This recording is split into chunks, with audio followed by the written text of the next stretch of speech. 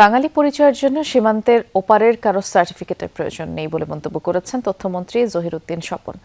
জুলাই সনদের বাস্তবায়ন নিয়ে আমরা বাংলাদেশির আলোচনা সভায় তিনি জানিয়েছেন, ইতিহাসী বাঙালি পরিচয়ের সবচেয়ে বড় স্বীকৃতি, যা বিকৃতির চেষ্টা শেষ পর্যন্ত টেকে না। এক অনুষ্ঠানে প্রবাসী কল্যাণ প্রতিমন্ত্রী নুরুল হক নূর বলেছেন, ফ্যাসিস্টরা সবার শত্রু, সেই প্রশ্নে কোনো আপোষ নেই।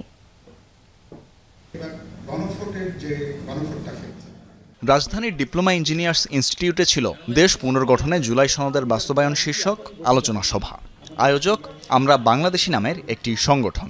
গণতন্ত্রের সৌন্দর্যই তো হলো ভিন্ন মত।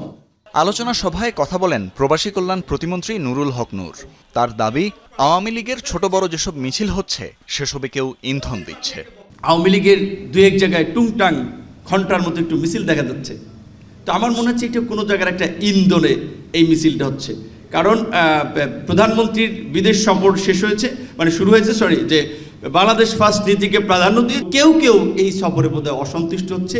তাদের ইন্ধনই এখানে আওয়ামী লীগের একটা তৎপরতা, যেটা বেগম খালেদা জিয়ার সরকারের সময় ছিল।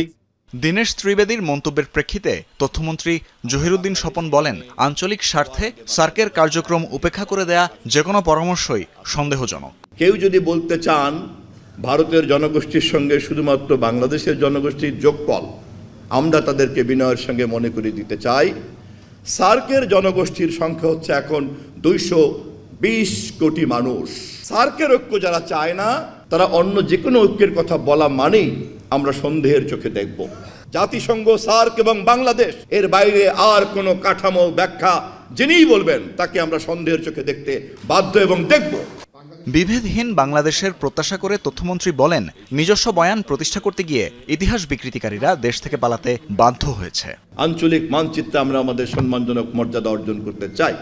তানভীর মৌসুম, যমুনা নিউজ, ঢাকা।